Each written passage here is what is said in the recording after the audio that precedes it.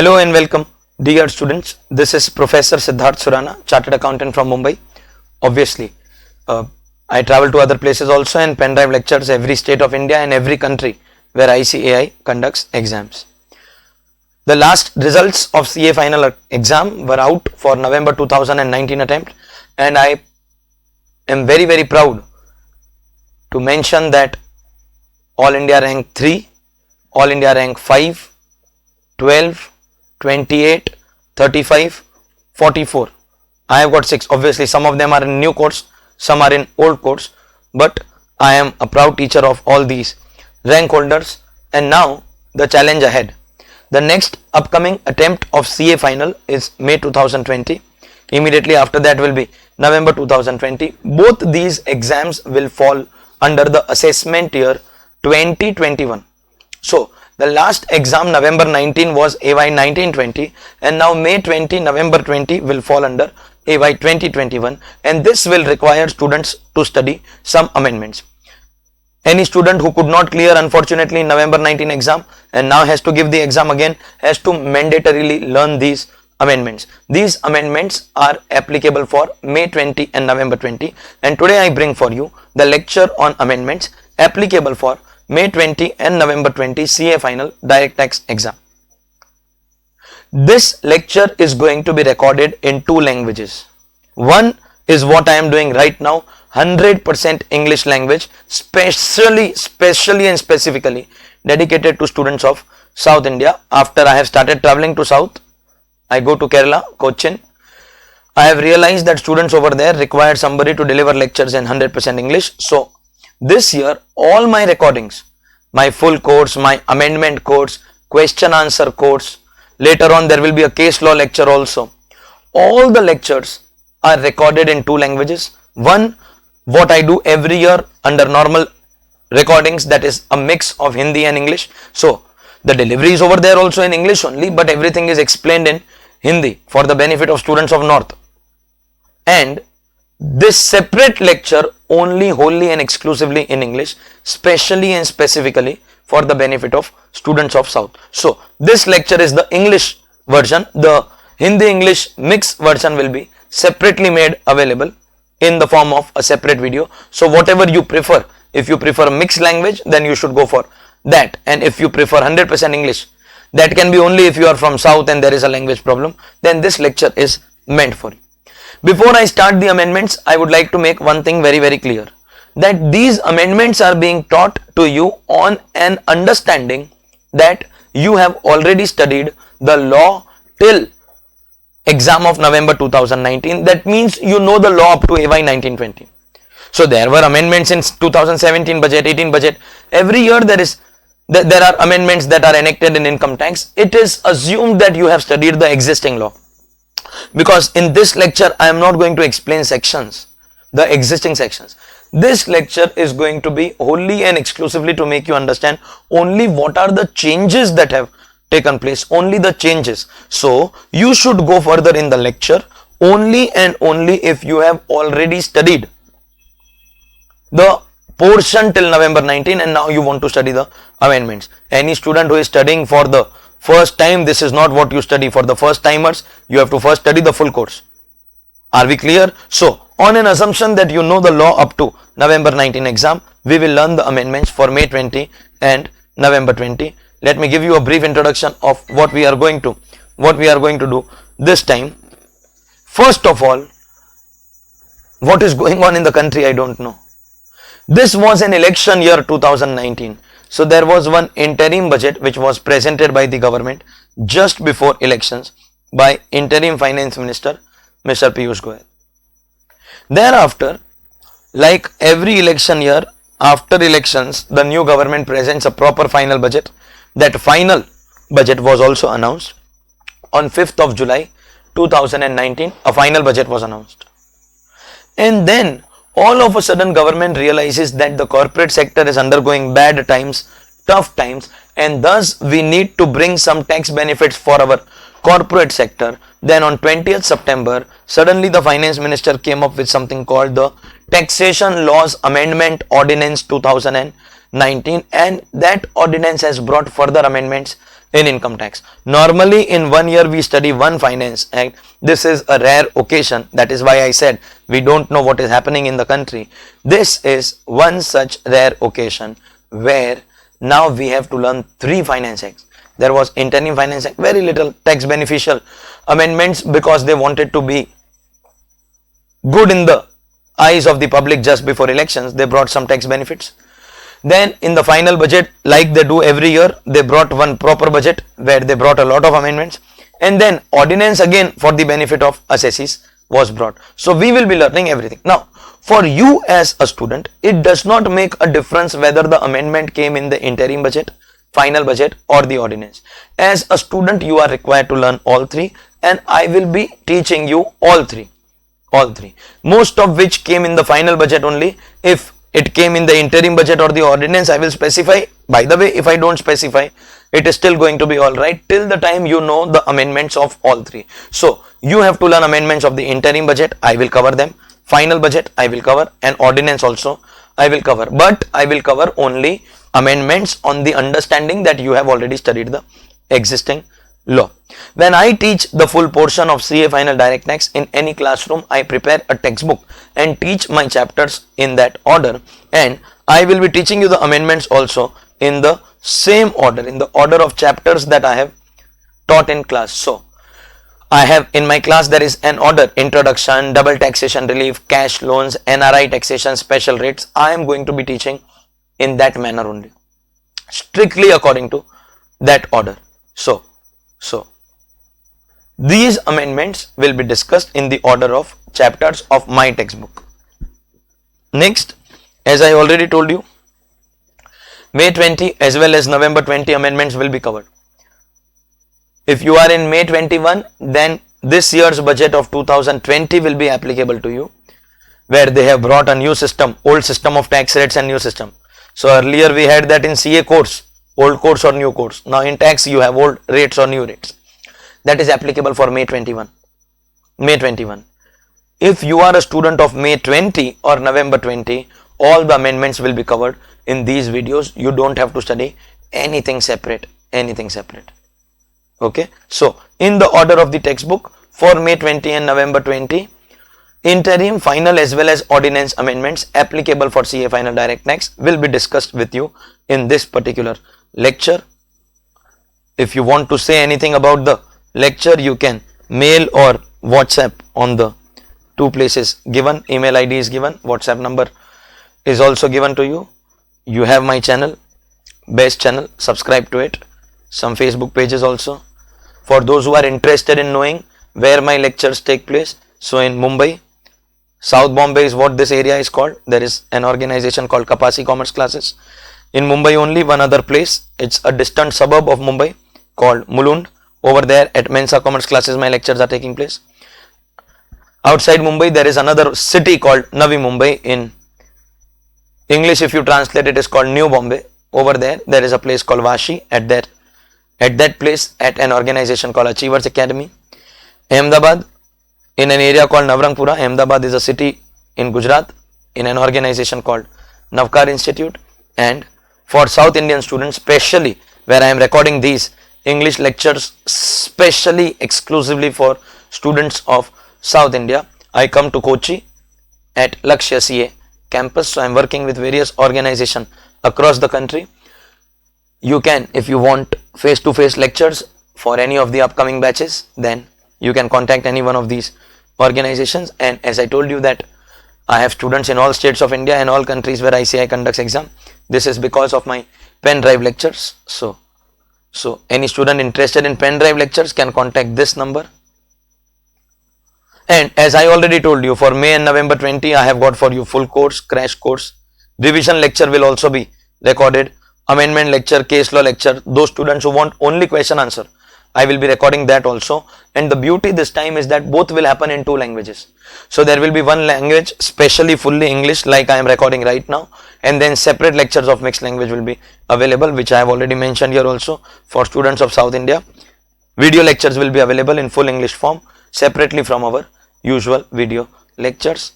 Let's start the lecture. All the best. May God bless you. So in the order of the textbook, drafted for AY 2021, amendments in CA final direct tax applicable for May 20 and November 20 exams. Let's come to our very first chapter, that is introduction.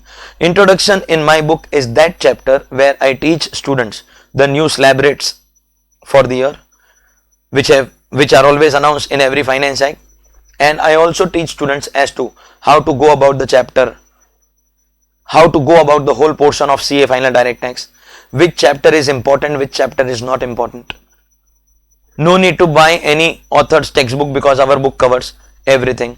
Solving of 4 RTPs and 2 mock test paper is mandatory if you want to do good in this subject. Minimum 2 test papers have to be solved, without which you are unfit for the exam. All that I discuss with students over here, but then as I told you, this is an amendment lecture, so I am not going to have all that discussion. I will directly come to the amendments. In the very first chapter where I do slab rates, let's see. First of all, slab rates and rates of HEC are unchanged. So what are the existing slab rates? First 2 lakh 50 no tax, then up to 5 lakh 5%, up to 10 lakh 20%, after 10 lakh 30%. For resident senior citizen and resident very senior citizen, the basic exemption limit will increase to 3 lakh and 5 lakh respectively. We are aware of that also. These rates are unchanged, and on your total tax liability there is health and education cess, which was introduced last year at 4%, remains same at 4%. So slab rates do not change, HEC does not change, but there are changes in the 2 concepts. Concept of rebate has undergone a change and the concept of surcharge has undergone a change. Rebate under section 87A was available to resident individual where net taxable total income was up to rupees 3,50,000. But now the eligibility criteria of rebate is enhanced and there will be rebate up to income of rupees 5 lakh. So instead of 350, people having income of up to 5 lakh, exact 5 lakh is also covered, not exceeding 5 lakh will be eligible for rebate. So the eligibility criteria of rebate is now enhanced from 3,50,000 to 5 lakh rupees, and the quantum of rebate was a maximum of 2,500. That quantum of rebate is now increased to 12,500. This amendment of rebate was brought in the interim budget just before elections, and interim finance minister CA Piyush Goyal very smartly said in parliament that people having income up to rupees 5 lakh will not have any tax.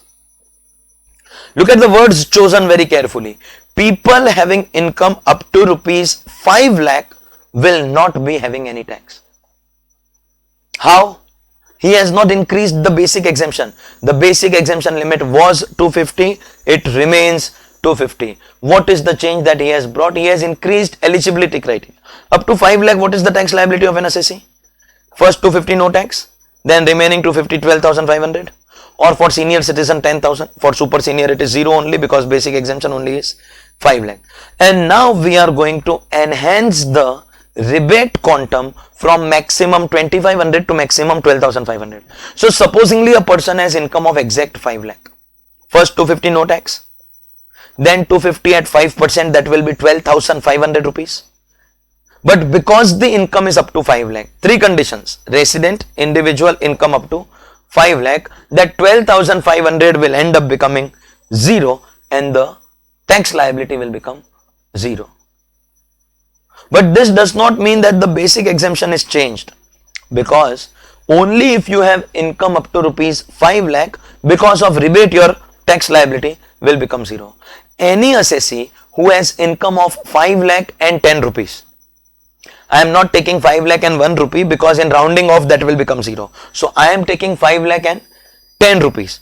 Up to 5 lakh rate will be 5%, 12,500, because basic exemption is 250. There is absolutely no change in basic exemption limit.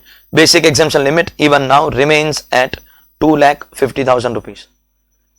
So 5% 12,500, and on 10 rupees 20%, that's 2 rupees. 10 rupees into 20%, 2 rupees. So total comes to 12,502. Total comes to 12,502, and assessee is not eligible for rebate because the income is more than 5 lakh. Because the income is more than 5 lakh, the assessee is not eligible for rebate. Now do you understand? That means if your income is up to 5 lakh, it will become 0. But if it is more than 5 lakh, basic exemption remains 2 lakh 50. The only change that has taken place in the section of rebate. What are the two changes that have taken place in the section of rebate? First change, eligibility of rebate is increased from 350 to 5 lakh, and second change, quantum of rebate is increased from maximum 2,500 to maximum 12,500. Thus, income is enhanced to 5 lakh and maximum 12,500. Are we clear? Next amendment is with respect to the rates of surcharge. Surcharge every time is going to be subject to marginal relief, that we know that. What is the existing rate of surcharge for individual HUF, AOP, BOI, artificial judicial person? After 50 lakh up to 1 crore 10%, and after 1 crore 15%. These 10 and 15 are existing rates of surcharge. 10 and 15 are existing rates. There is no amendment. Surcharge comes at greater than, so rebate will be available at equal to 5 lakhs, but surcharge will not be attracted at equal to 50 lakhs. At equal to 1 crore, it won't be 10, it won't be 15%, it will be 10%. So the existing rates of surcharge are income 0 to 50 lakhs 0%, more than 50 lakh up to 1 crore 10%, more than 1 crore 15%. But now we have two more brackets of surcharge. Any assessee having income more than 2 crore up to 5 crore. So equal to 2 crore will go in 15. More than 2 crore up to 5 crore, 25% surcharge of basic tax liability. And any assessee having income more than 5 crore, 37%. That means high net worth individuals, people having high net worth, people having high income, people having income more than rupees 2 crore. Earlier everything was 15% only. After 1 crore only one rate of surcharge 15%. But now high net worth people, individual HUF, AOP, BOI, AJP having income exceeding rupees 2 crore will have to pay surcharge of 25%, and having income exceeding rupees up to 2 crore, exceeding rupees 2 crore will have to pay 25% surcharge, and exceeding rupees 5 crore will have to pay 37% surcharge. So now there are 4 brackets of surcharge altogether in income tax. 0 to 50 lakhs 0%. But this is for individual HUF, AOP, BOI, artificial judicial person. For company and firm, the existing surcharge rates are going to continue, no amendment. The amendment is only for individual HUF, AOP, BOI, artificial judicial person. 0 to 50 lakh 0%. More than 50 lakh up to 1 crore 10%. More than 1 crore up to 2 crore 25%. 15%, sorry. More than 2 crore up to 5 crore 25%, and more than 5 crore 37% is going to be applicable. So with the Finance Act, the final Finance Act on 5th July, 2 new brackets of surcharge are being announced. After 2 crore 25% and after 5 crore 37%. Are we clear about the amendment of surcharge? Excellent. However, on these new rates of surcharge, that is 25 and 37% after income of 2 crore and 5 crore respectively, huge amount of protests were registered almost everywhere from the country, stating that people who are high net worth individuals, they will have to bear tremendously high burden of taxation, and consequently the Taxation Law Amendment Ordinance 2019. So I have been telling you that also, that I am covering amendments of the ordinance as well. In the amendment, they clarified that if your income is crossing 2 crore because of these 3 incomes, 111A. 111A means which income? Short term capital gain, STT paid. 112A, long term capital gain, STT paid. And 115 AD, that is foreign institutional investors when they earn income from securities in India or long term capital gains in India. Short term capital gain stock market, long term capital gain stock market, and FII incomes, because FII can be covered in AOP BOI. Otherwise all the other incomes are possible for all assessees. If your income is exceeding that limit of 2 crore only because of these three incomes. So listen, now I am not going to explain to you these three sections here in detail. 111A, 112 or 111A or 115AD.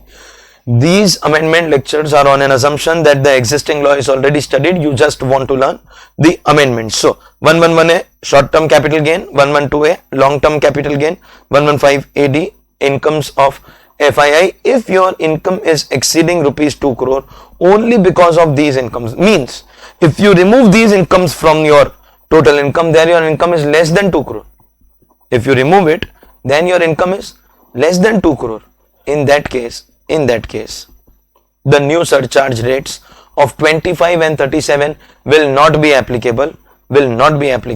Your existing surcharge rates are going to continue.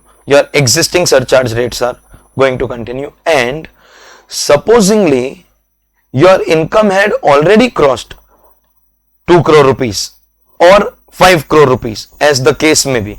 2 crore rupees or 5 crore rupees as the case may be. Your income had already crossed those limits.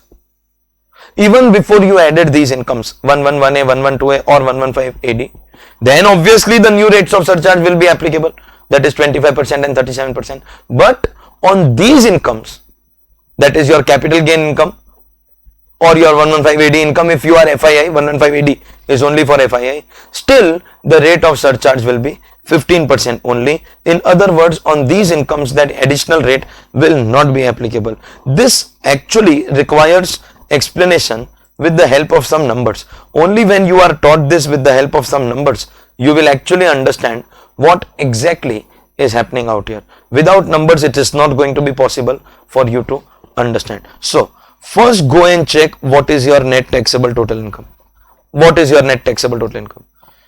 If your net taxable total income, including everything, is up to rupees 2 crore, not exceeding 2 crore, then do you realize no amendment is applicable? Neither the 25-37% surcharge is applicable, nor the ordinance is applicable.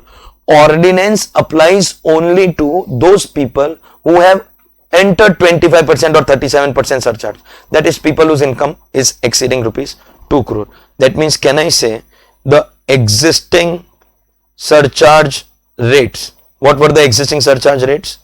0% up to 50 lakh, 10% up to 1 crore and 15% between 1 crore to 2 crore is going to be applicable. No problem. But if your income is exceeding rupees 2 crore, then in that case the new surcharge will be applicable, that is 25% up to 5 crore and 37% after 5 crore. More than 5 crore will also fall in more than 2 crore, obviously. Now you have to go and check if your income is exceeding rupees 2 crore. Your income is exceeding rupees 2 crore because of which income? If your income is exceeding 2 crore due to income under section 111A, 112A or 115AD, exceeding 2 crore due to 111A, 112A or 115AD. So if you remove that, then it will not exceed 2 crore. In that case, 15% surcharge will be applicable on your entire income. 15%, obviously we know that surcharge is not applied on income, surcharge is applied on basic tax. So pick up your income, on that calculate basic tax as per whichever is the applicable rate, and the total surcharge will be 15%. In other words, the new surcharge will not be applicable. 15 has to apply because if your income has crossed 2 crore rupees, that means you have already crossed 1 crore rupees, and that means this is going to be 15 only. The new surcharge of 25 and 37 will not be applicable. The new surcharge rates of 25% or 37% will not be applicable. Okay. But if you had already crossed 2 crore rupees, even without your 111A, 112A or 115AD, without including these incomes, then obviously 25% or 37% surcharge will be applicable. Up to 5 crore 25, and when you cross 5 crore then 37. That will be applicable. But on these incomes, whatever is your tax, on that tax 15% surcharge will only be applicable. Whatever is the tax on these incomes, on that tax it is going to be 15% surcharge only. On these incomes it is going to be 15% surcharge only. 15% surcharge only. Let me still explain to you with the help of some examples. We will take 111A, 112A or 115 AD incomes. In 115 AD we are only covering the capital gain part, not the revenue income part. We will add other income and we will see the total income, and accordingly we will decide what surcharge is going to be applicable on what income. Supposingly this is 1 crore. This is 5 crore. That means, can I say net taxable total income is 6 crore? Your normal answer will be 37% surcharge. But do one thing. First remove this. First remove this. Remove this. If you remove this, is 37% applicable? If you remove this, is 37% applicable? No. In this case, only 25% is going to be. Only 25% will be applicable. Yes or no? Only 25 will be applicable. But that means, can I say my income has crossed 2 crore rupees even without including these incomes? If I don't include these incomes, still I have crossed 2 crore rupees. Then in that case, the new surcharge rates will be applicable. Only on this much part it will be 37%. On this part it is going to be 15% only. Let me give you some more examples. You will be in a very good position to understand what exactly is happening out here. Supposingly this income is 4 crore rupees and this income is only 50 lakh rupees. 4 crore and 50 lakh rupees. No problem. That means, can I say total is 4.5 crore, which is more than 2 crore, falling in the new surcharge bracket, surcharge of 25%. But remove this. If you remove this, with this much alone are you crossing 2 crore? You have to see just this much. Come to this side of the chart.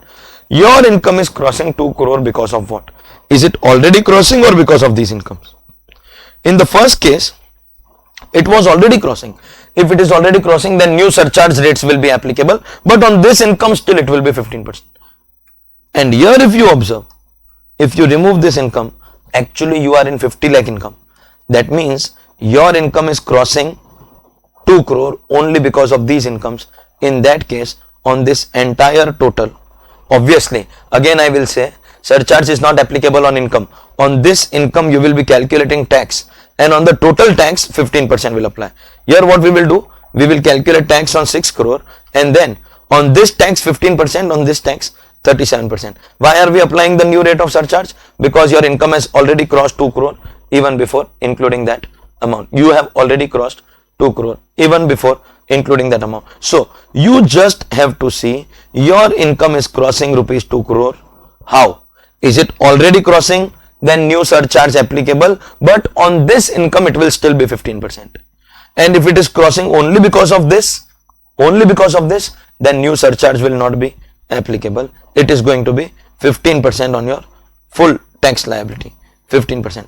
And obviously, if after adding these incomes also, if you are below that 2 crore limit, then in that case your old surcharge 0, 10, 15 will be applicable. Then your old surcharge will be applicable. We are talking only about the new surcharge rates.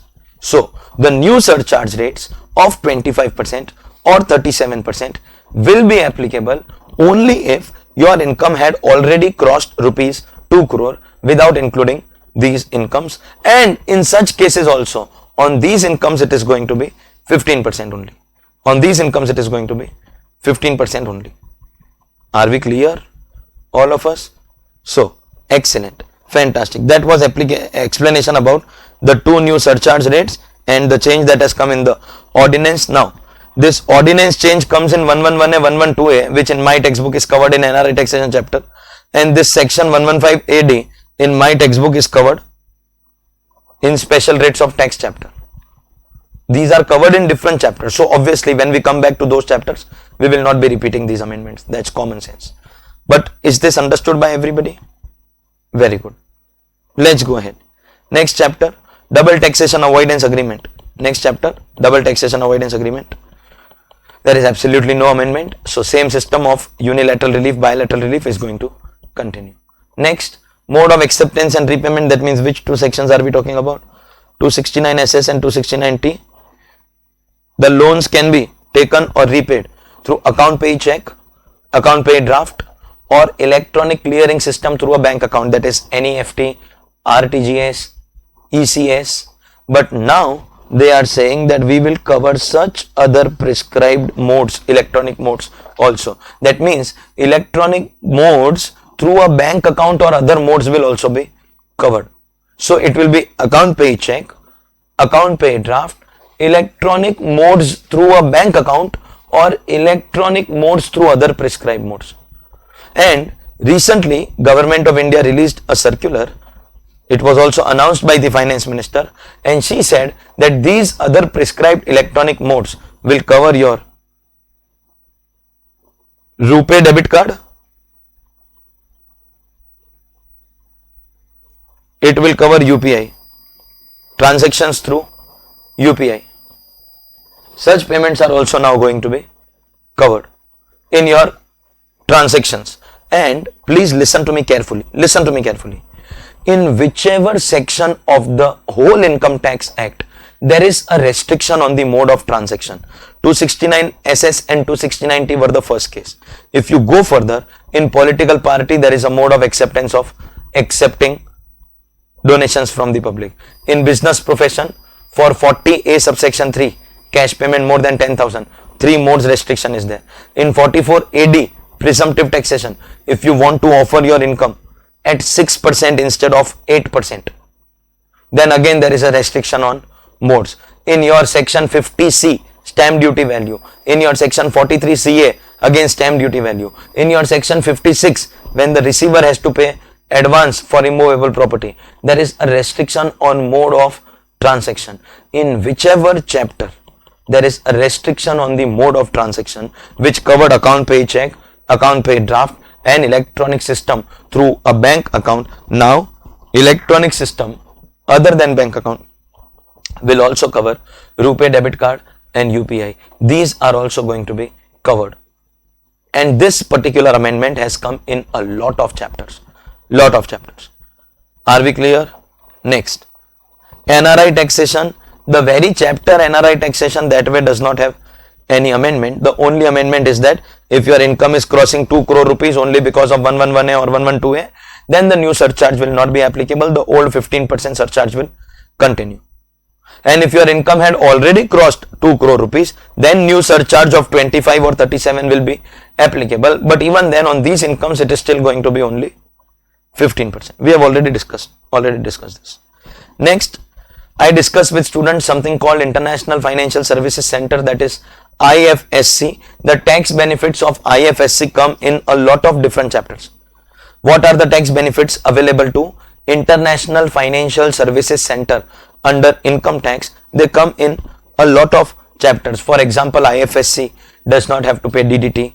IFSC does not have to pay STT. Even when you don't pay STT on IFSC, you still get the concessional tax benefits of 111A, 112A. The rate of minimum alternate tax for IFSC is a reduced rate of 9%. We are already aware of certain tax benefits available to International Financial Services Center under income tax. But now we have some more tax benefits that will be given to IFSC. Any non-resident paying interest to unit in IFSC, this interest is going to be exempt with effect from 1st September 2019. Actually, this amendment is in special rates of tax chapter, the chapter immediately after. This interest payable to a non-resident by unit located in IFSC shall be exempt. So, any IFSC paying interest to a non-resident, this is covered in section 115A. Normally, non-resident has to pay tax in India at a rate of 20%. In some exceptional cases, you have to pay tax at a rate of 5%. But if you are getting interest from IFSC, Be careful about the date. Till 31st August it will be taxable. The amendment has come in the middle of the year. Whenever an amendment comes in the middle of the year, you have to be careful. You have to be careful. Are you understanding what is happening? Are you understanding what is happening? So on or after 1st September 19, it will be exempt. Likewise, in DDT chapter regarding IFSC, we have an amendment that if there is any profit distributed by unit in IFSC which is registered as mutual fund, so there was no DDT already, now there will be no IDT also in IFSC. Third amendment, for an IFSC you can claim 100% deduction of profits under section 80 LA for 10 consecutive years out of 15 years, first 15 years. So whatever is your income, you can take 100% deduction. How many years? 10 years, but they have to be continuous. So it can be 1 to 10, 2 to 11, 3 to 12, 4 to 13, 5 to 14 or 6 to 15. These are the only possibilities. It is 10 years, 10 continuous years and out of first 15 years. 10 continuous years out of first 15 years, IFSC can claim 100% deduction of profits, and the restriction that normally we don't get chapter 6A deduction.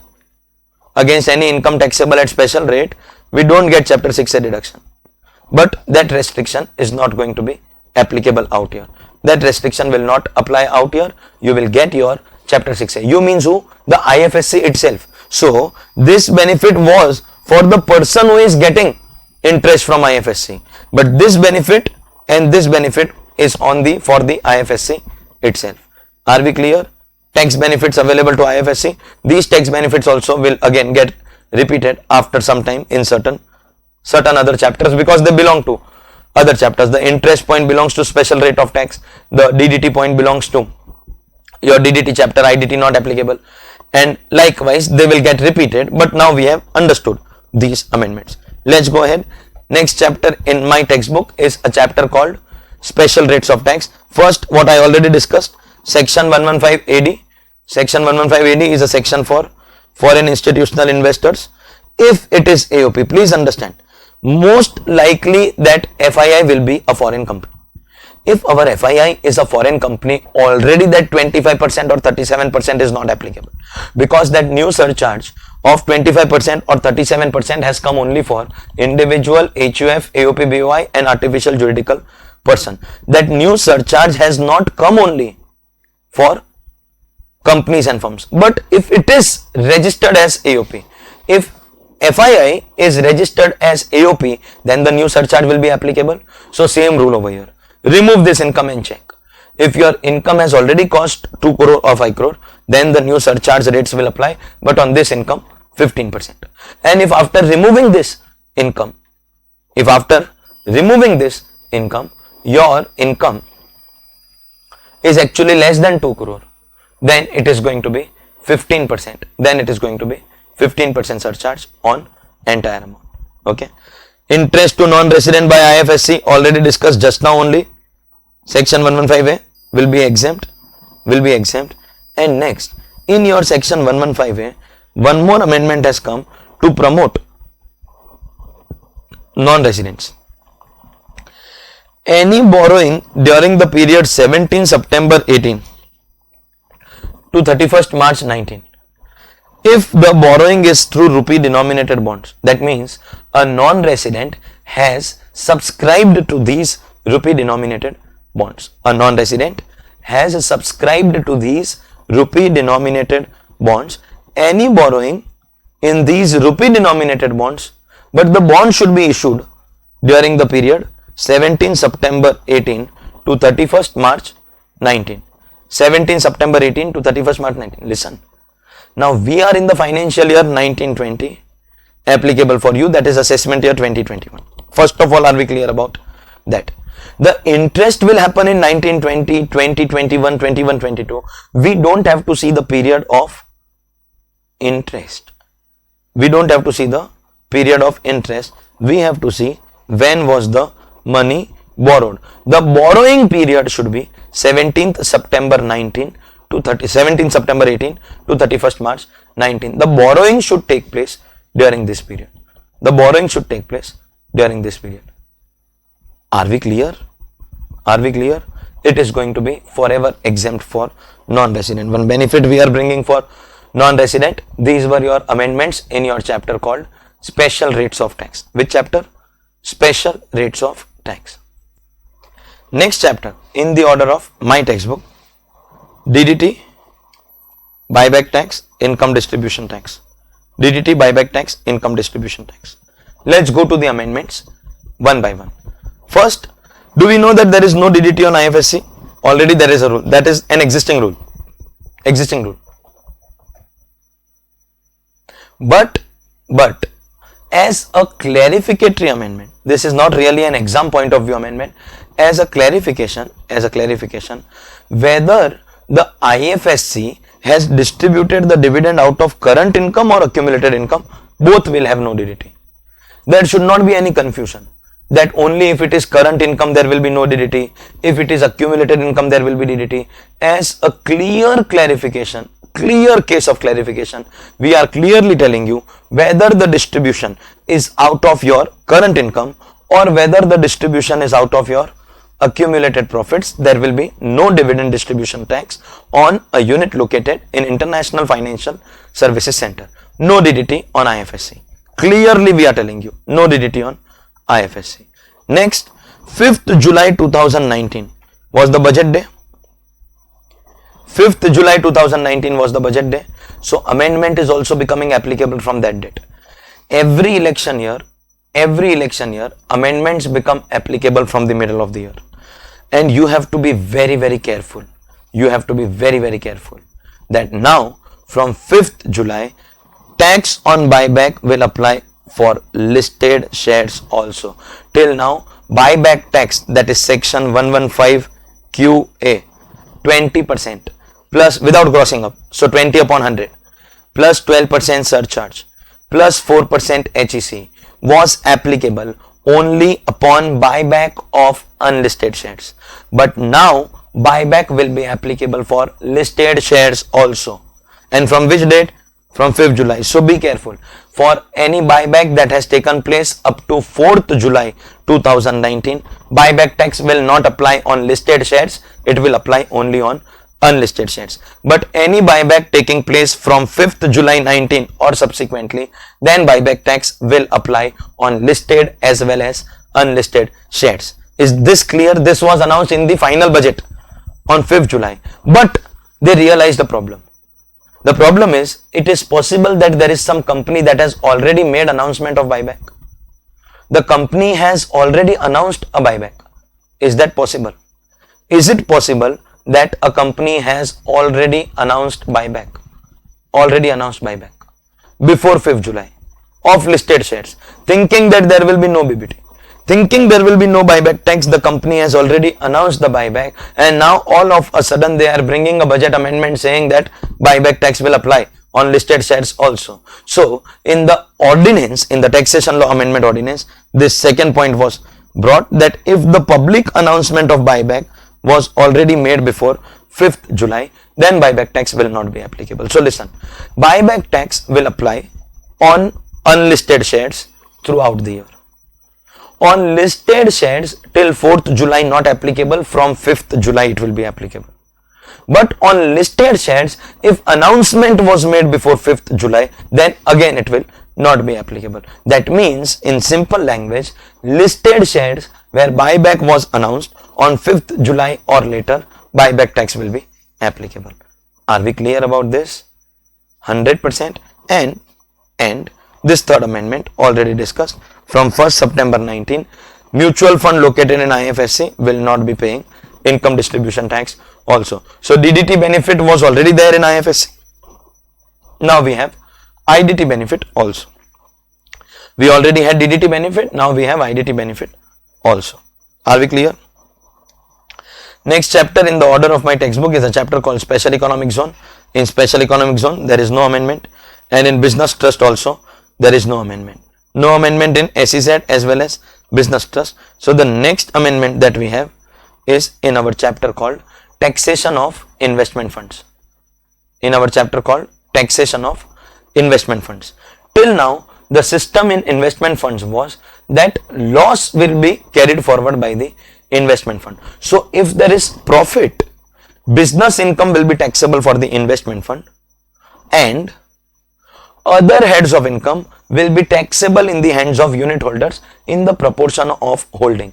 We use the term in our chapter while discussing the chapter taxation of investment funds. We use a term called pass through.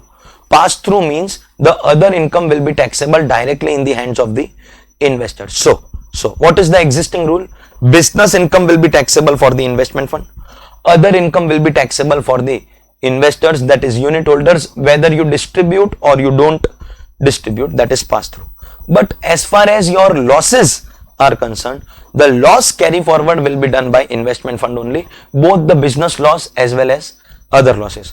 Losses carry forward will be done by investment fund. But this treatment is completely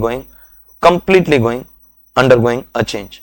First, go and check your current year.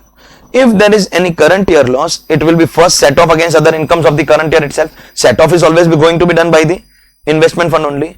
And if there is any loss which could not be set off, then what we were doing till last year, business loss as well as other loss was remaining with the investment fund. But now what are we going to do? For your losses, the business loss will be carried forward by the investment fund. According to chapter 6 means according to set of rules. Means you have to file your return on time. It can be carried forward only within 8 years. That also it has to be adjusted only against business income. That means all rules of set off have to be complied. But business loss will be carried forward only and only by the investment fund. And other losses. What were we doing to other losses till last year? That also were remaining with investment fund. But now the other losses will be given the effect of pass through, that is carry forward will be done by the unit holders in the proportion of holding. That means just like we were giving the unit holders the other incomes for tax purposes, now we are going to give them the other losses also for tax purposes. But if a unit holder has held for less than 12 months, then that will lapse. So any unit holder who has held the unit for less than 12 months will not get any carry forward. That loss will lapse for the investment fund also and for the unit holder also. But if the unit holder has held the unit for a period beyond 12 months, then in that case the unit holder will get carry forward. In other words, investment fund will no longer carry forward other losses. Investment fund will only carry forward business losses. So listen, business income will also remain with the investment fund, and losses will also be adjusted by the investment fund. And as far as your other incomes are concerned, the incomes will also be given to the unit holders in proportion of holding, and the losses will also be given to the unit holders in proportion of holding. The incomes as well as losses will be given to the unit holders in proportion of the holding. Understood? But then one more possibility here, that this amendment is happening from the year 1920. So investment funds till 1819 themselves were carrying forward the losses. So what about the accumulated losses on 31st March 19? The business loss will again continue. So business loss will remain by the investment fund and normal provisions of set off shall apply. However, other losses shall be given pass through only for the balance period. So if the investment fund has already carried forward the losses for certain number of years, the unit holders will be given pass through for whatever period is left. And now obviously the investment fund will not be allowed to carry forward the loss. Let me explain with the help of chart. First, for the investment fund, you go and check whether the loss is current year loss or it is brought forward as on 1/4/19. That means accumulated till 31st March 19. Because till 31st March 19, all losses were being carried forward by the fund itself. So you have to go and check whether it is current year loss or brought forward. Current year loss, step 1, set off. Till the time it is possible to set off a loss, there is no question of carry forward. Set off is compulsory. And then when we come to carry forward, we will talk about who will carry forward, whether the investment fund or the unit holder. That we will talk later. Step 2, if it is insufficient, then we will carry forward. Who will carry forward business loss? Business loss will be carried forward by the investment fund, and other losses we will follow pass through. Pass through means the losses will be carried forward by the unit holders, but if held for less than 12 months, then that much portion will lapse. If the unit holder has held the unit for less than 12 months, then that much portion is going to lapse. That much portion is going to lapse. And what about your brought forward losses? What about your brought forward losses? Business loss can be carried forward by the investment fund. It is by the investment fund for the balance period. And what will we do to the other losses? Other losses we will pass through. That means other losses will be carried forward by the unit holder. Other losses we will pass through. That means the other losses will be carried forward by the unit holder, obviously for the balance period. So if the investment fund has already carried forward, let's say example capital loss for 3 years, then unit holder will get only 5 years, and that also in his proportion of holding. In simple language, the change in tax treatment in investment fund chapter in simple language is this much, that loss carry forward for other than business losses. Business loss, there is absolutely no change. Earlier as well as now, carry forward will be done by the investment fund only. Change has taken place only with respect to other losses. Till last year your other losses were carried forward by the investment fund. Now your other losses will also undergo pass through treatment. That means other losses will also be carried forward by the investment fund. That's precisely the change that has taken place as far as your chapter assessment of investment funds is concerned. Are we clear? Let's go ahead. For dividend and bonus stripping, next chapter in my portion, no amendment, and in partnership form chapter also there is no amendment. These two chapters there have been no amendments, absolutely no amendments. Next amendment has taken place in your chapter religious and charitable trust. Do we remember who gives registration to charitable trust? CIT. And who has the power to cancel also that registration? CIT. With effect from 1st September 19. So again the amendment is coming from the middle of the year. The Commissioner of Income Tax, while granting your registration, has the right to check whether the trust has complied the requirements of any other applicable law. Any other applicable law. For example, charitable trust may be registered under Societies Act. So is the trust complying with conditions of the Societies Act?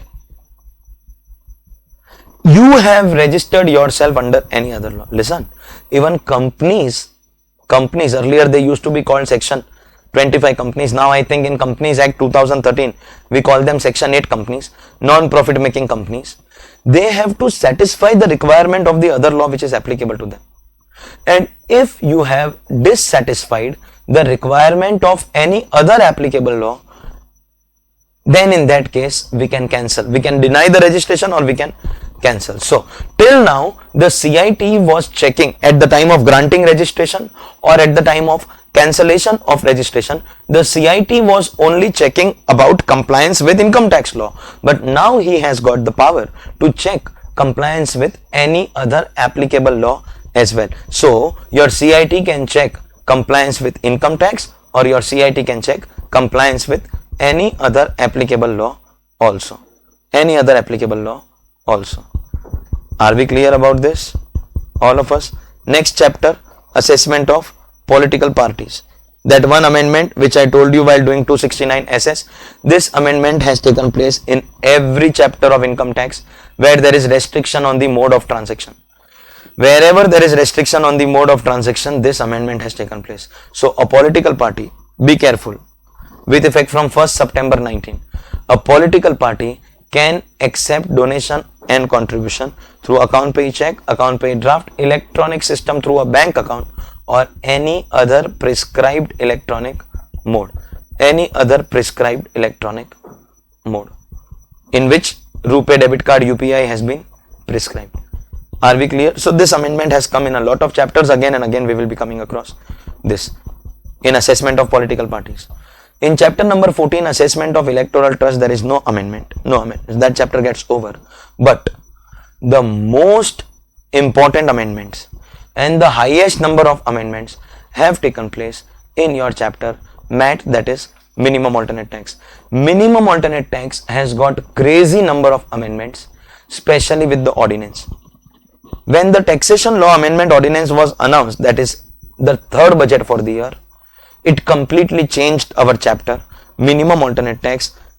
Terrible amendments that have taken place, huge amendments that have taken place, requires fresh discussion with a fresh mind. That will be continued in the next lecture of amendments in part 2 of our amendments. I hereby declare part 1 of your amendment lecture for May 20 and November 20 to be over. MAT amendments, another chapter continuing in the order of the textbook, we will be continuing in part 2. Thank you very much.